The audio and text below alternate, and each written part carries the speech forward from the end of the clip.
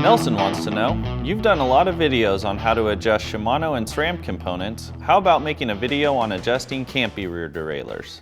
You got it, Nelson. Before you dive in though, make sure your bike's derailleur hanger is straight so you have a good foundation to build on.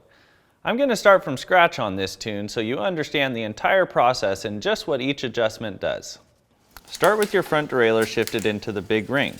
Now move to your rear derailleur and remove the cable from the cable anchor so we can properly set the high limit adjustment. Turning the high limit screw clockwise moves the derailleur inboard, and turning it counterclockwise moves it outboard. Turn the high limit screw until the upper pulley is lined up vertically with the smallest cog on the cassette. Pedal the bike in this gear to check your work while watching and listening for indications that the chain isn't meshing up smoothly with the small cog. Now, make sure that you are shifted into the smallest cog and that the barrel adjuster on the derailleur and frame, if there are any on your frame, are turned nearly all the way in. Anchor your cable by pulling it tight with your hand, but not too tight, and then tightening down the bolt that clamps the cable. Now we'll adjust the indexing. Make 3 downshifts and then check to see if the upper pulley is lined up with the 4th cog. Use your barrel adjuster to fine-tune the position of the derailleur by adjusting the cable tension. Turning the barrel adjuster in will move the derailleur outboard, while backing it out will move the derailleur inboard. Perform some test shifts to see if your cable tension adjustment is generating smooth shifting. If the derailleur hesitates to shift to a larger cog, back out the barrel adjuster a quarter turn, and vice versa if it hesitates when shifting into a smaller cog.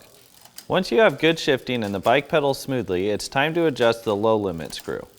Shift the front derailleur into the small chainring and then shift the rear derailleur into the largest cog. Be careful to make that last shift gingerly, just in case the low limit screw is so far out of whack that the chain shifts into the spokes. If the derailleur won't shift into the lowest gear, back out the low limit screw to allow the derailleur to move further inboard.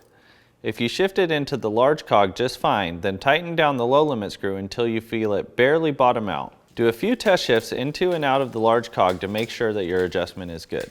While you're still in the large cog and the small chainring, you can set your B tension adjustment.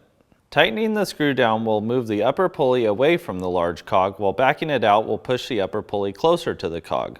Campy recommends having a 5 to 7 millimeter gap between the upper pulley and the large cog.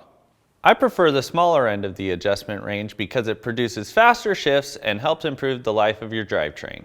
Now do a bunch of rear derailleur test shifts while in both the large and small chain rings up front to make sure that your derailleur is shifting correctly.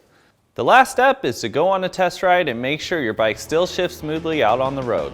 If you want your question asked on Ask a Mechanic, presented by Art Cyclery, send your inquiry to webletters@competitorgroup.com.